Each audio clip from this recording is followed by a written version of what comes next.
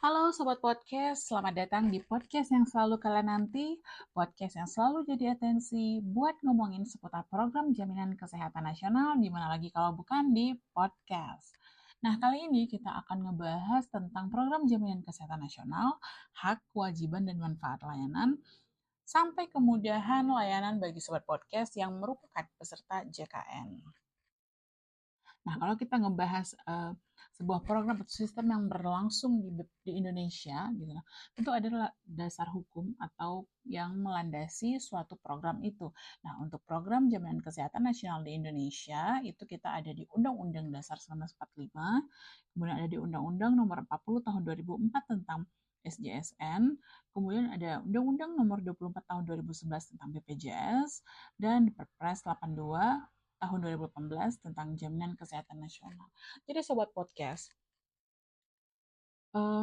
setelah ada yang melandasi, jadi BPJS kesehatannya nggak abal-abal gitu ya. Artinya memang dia dilandasi dengan sederet peraturan, apalagi memang diamanatkan gitu ya di dalam Undang-Undang Dasar Negara kita, di Konstitusi Negara Republik Indonesia kita, bahwa memang negara itu menjamin kesehatan dasar bagi seluruh penduduknya. Nah, ada 3 gitu konsep dari program JKN sendiri. Ada protection, compliance, dan sharing. Nah, protection itu diharapkan program ini mampu membawa kesadaran bagi seluruh peserta JKN bahwa saya akan terlindungi gitu kalau sakit, apalagi kan kita nggak tahu ya sobat podcast. Biaya kesehatan itu kayak unpredictable gitu.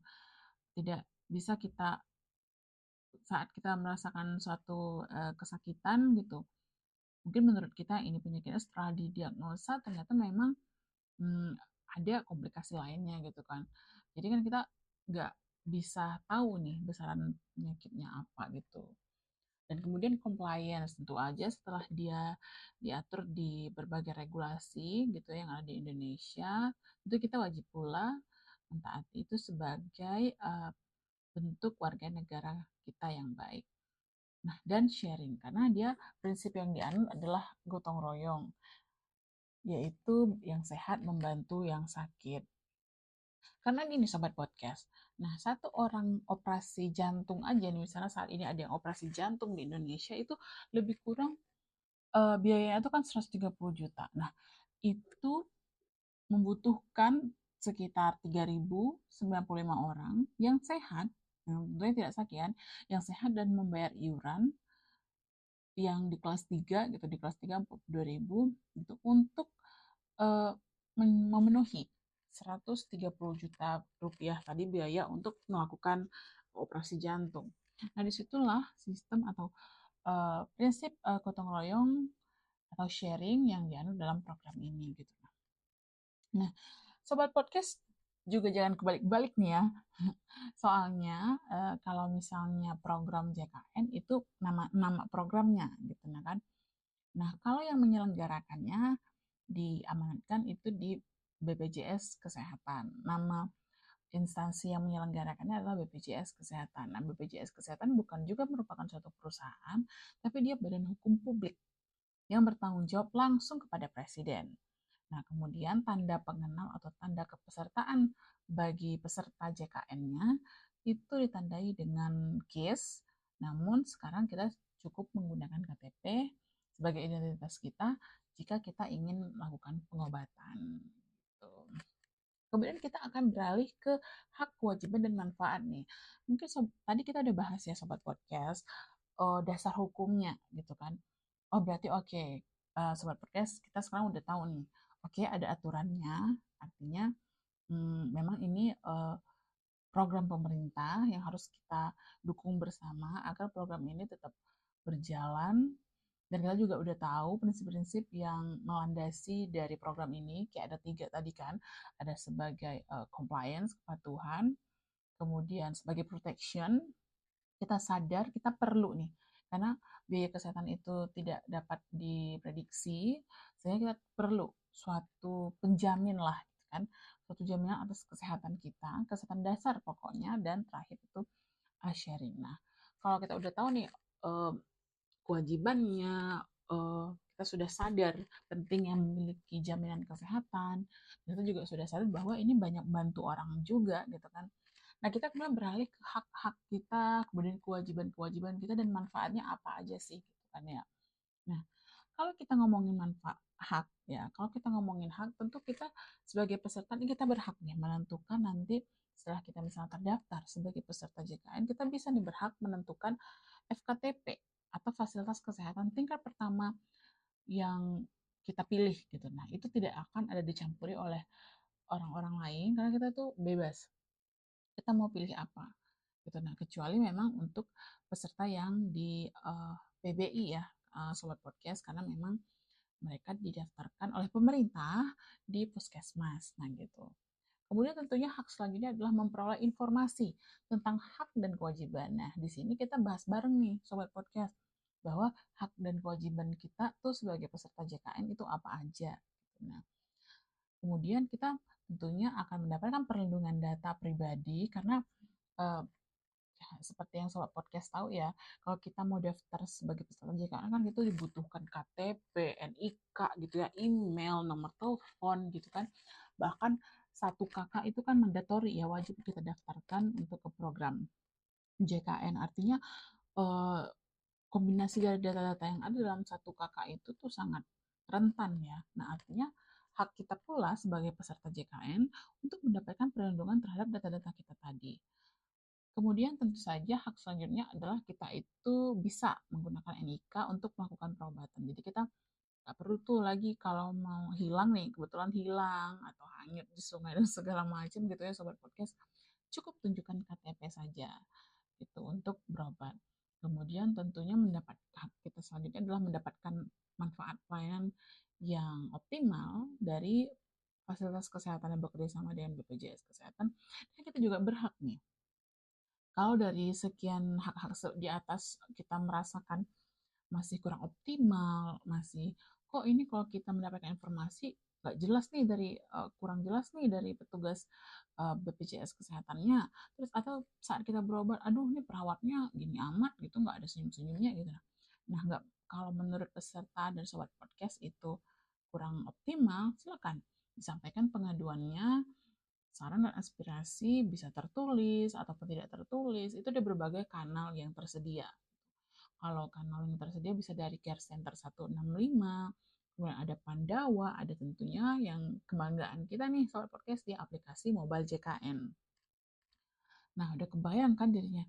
Dah, selain kita hak tadi, kita juga tentunya harus tahu, kita harus fair dong ya kan sobat podcast, bahwa selain hak ada kewajiban. Nah, kewajibannya tentu kita saat kita misalnya mulai dari kita mendaftar ya sobat podcast, kita tentu harus memberikan data yang lengkap dan benar saat kita misalnya melakukan pendaftaran atau perubahan data gitu ya kepada sebagai peserta JKN itu kepada BPJS Kesehatan. Nah, kewajiban selanjutnya itu kalau misalnya kita itu wajib membayar iuran sebelum tanggal 10 karena tanggal 10 itu udah maksimal, karena kalau lewat dari itu kita dianggap telat gitu. Nah, dan kalau kita telat bayar, kita nanti lupa misalnya bertumpuk menjadi tunggakan, dan ternyata kita tadi kita kembali lagi nih kan, kita sadar sakit tuh bisa datang kapan aja, apalagi lifestyle kita sekarang kita nggak bisa menafik ya begitu, wah udah kurang sehat banget gitu kan. Nah, artinya ada kemungkinan kita akan jatuh sakit. Nah, saat sakit kita akan terkendala nih. Di fasilitas kesehatan akan silakan di lunasi dulu nih Bapak Ibu gitu kan. Artinya kan kita nggak bisa dapat langsung nih mendapatkan pelayanan kesehatan kan sobat podcast. Nah, itu. Jadi kewajiban saja yaitu jangan telat bayar, yaitu maksimal di tanggal 10.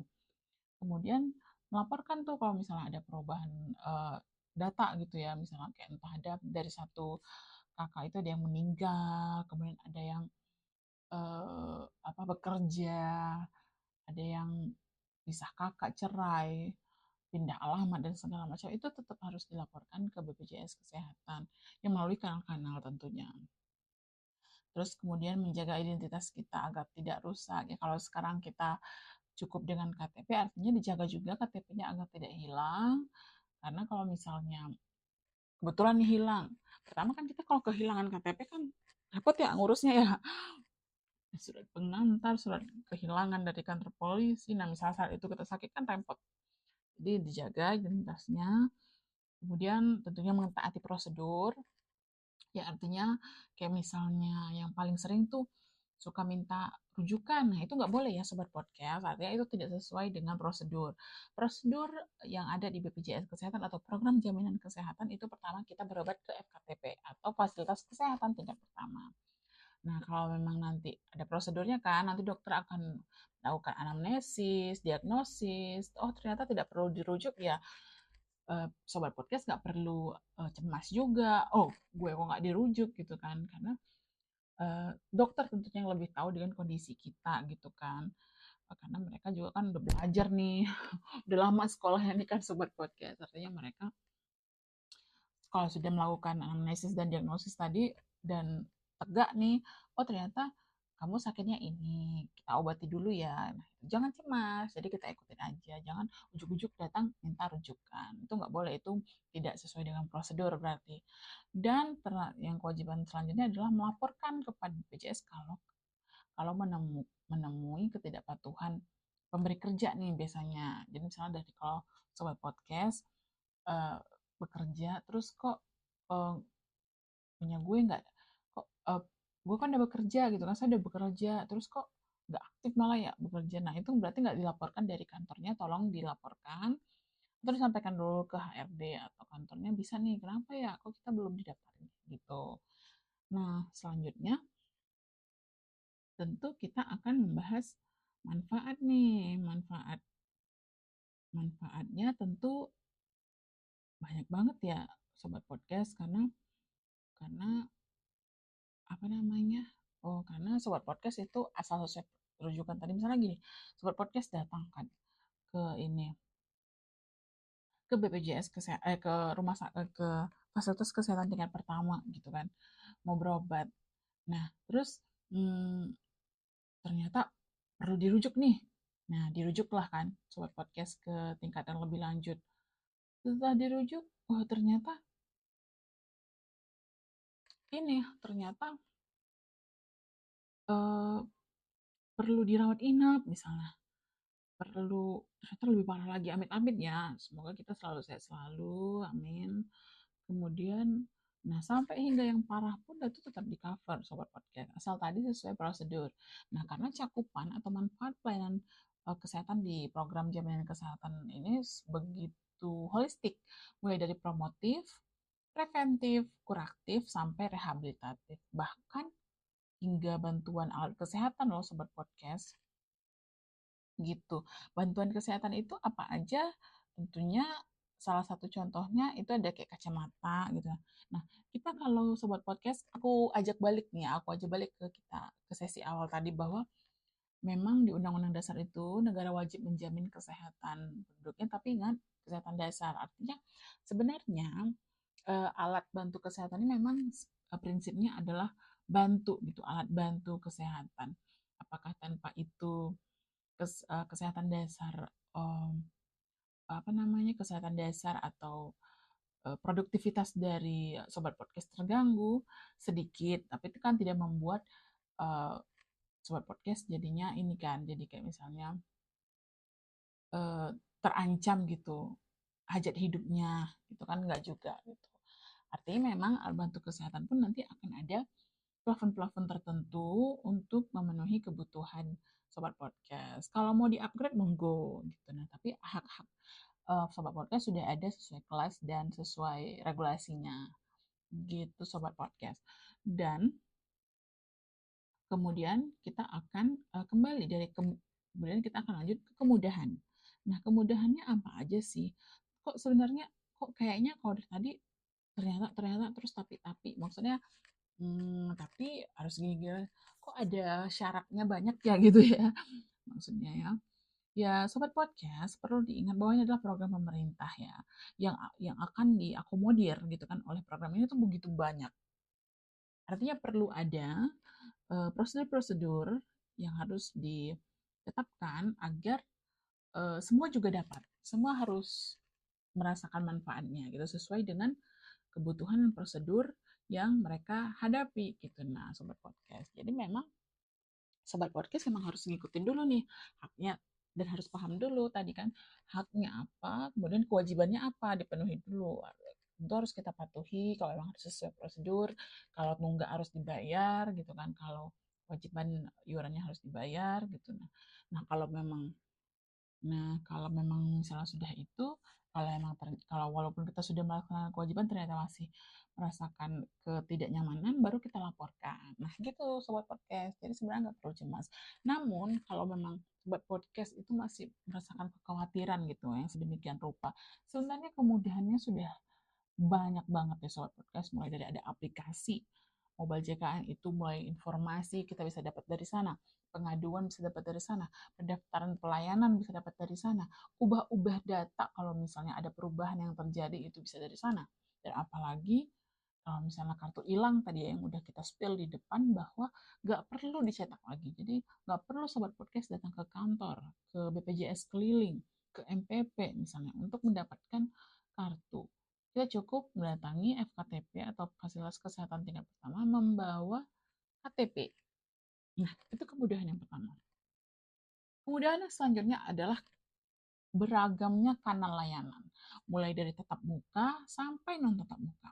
Kalau yang tatap muka aja nih untuk di Kota Pekanbaru kita ada 3 ya, di kantor BPJS Kesehatan Cabang Pekanbaru yang ada di Jalan Tuan Kutah Musa Ujung, kemudian kita ada stand, ada loket di Mall Pelayanan Publik ya yang ada di Jalan Sudirman, kemudian kita ada BPJS keliling.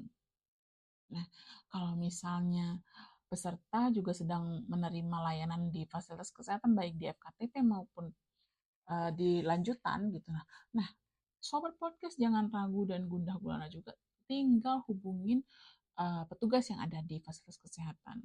Sampaikan keluhan atau saran dan apanya apa, langsung mereka akan menindaklanjuti tentunya.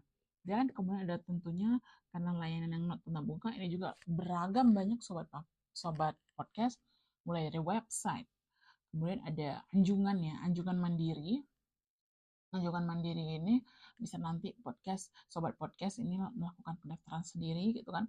Terus kebanggaan kita semua yaitu aplikasi mobile JKN tentunya. Ada BPJS online, ini juga pendaftaran, melakukan pendaftaran gitu kan, layanan informasi, perubahan data itu jarak jauh gitu. Nah, tapi nanti sobat podcast akan dihadapi dengan seorang agent gitu, nah melalui Zoom gitu. Kemudian ada care center 165, ini via telepon ya. Kemudian ada aplikasi lapor dan tentunya juga ada yang melalui WhatsApp gitu. Nah, kan kita rame nih. Sobat podcast banyak kan yang menggunakan WhatsApp, jadi bisa menggunakan Pandawa.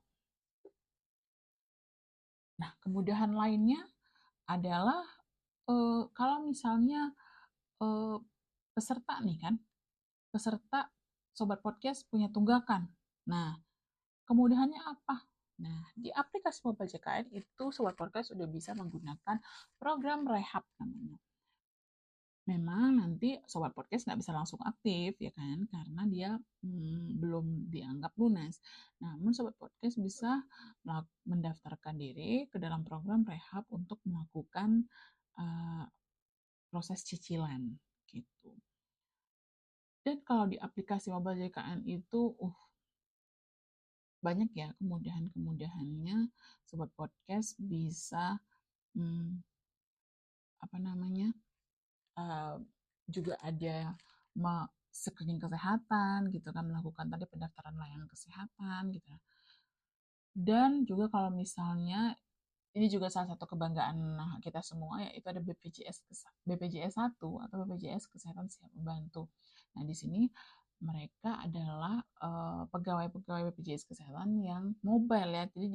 Jadi mereka itu nggak menetap di satu rumah sakit, mereka mobile karena mereka pegang beberapa rumah sakit nih sobat podcast. Nah, itu bisa banget hubungin mereka jika sobat podcast mengalami kendala. Dan apalagi kalau untuk kanal pembayaran iuran kita udah banyak banget ya. Udah dari mitra bank BUMN, bank swasta, bank daerah, jaringan retail, jaringan gerai tradisional, hingga e-commerce. Nah, banyak banget ada kader JKN, Mandiri, bank-bank yang bekerjasama, Bank DKI, Kimia Farma, Gojek ya, Shopee, ada tuh Shopee, banyak sobat podcast sudah. Kalau total itu ada 995.429 kanal pembayaran. Nah, jadi apalagi sih yang kita lakukan dari program nasional kita ini, program kebanggaan yang sudah 10 tahun, udah banyak orang yang terbantu dengan program ini.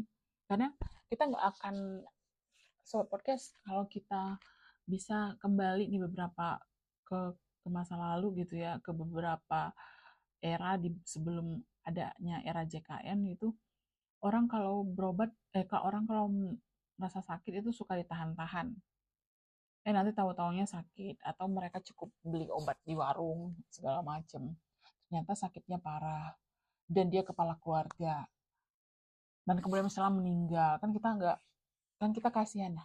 Nah, pemerintah ingin mencegah hal-hal itu, padahal usia kepala keluarganya mungkin masih usia produktif. Nah, itulah kenapa ada program JKN ini. Pemerintah ingin agar usia-usia produktif masyarakatnya itu tetap masih mampu, kesehatan dasar itu nggak terganggu nih, sehingga mereka dapat memenuhi kebutuhan keluarganya. Kembali ke kita lagi sebenarnya sobat podcast. Jadi, ayo mari sama-sama kita dukung program JKN ini agar untuk tetap berkelanjutan, dan tentunya ini program kebanggaan kita ya. Program yang dalam 10 tahun sudah hampir mencapai, sudah UHC di 98% dan tinggal sedikit lagi agar tercapainya seluruh penduduk Indonesia dapat tercover oleh program jaminan kesehatan nasional ini. Oke, Sobat Podcast, sekian dulu bahasan kita kali ini. Jangan lupa like, share, komen, dan subscribe biar Sobat Podcast makin tahu nih kalau ada info baru tentang seputaran program JKN tentunya dan BPJS Kesehatan tentunya. See ya!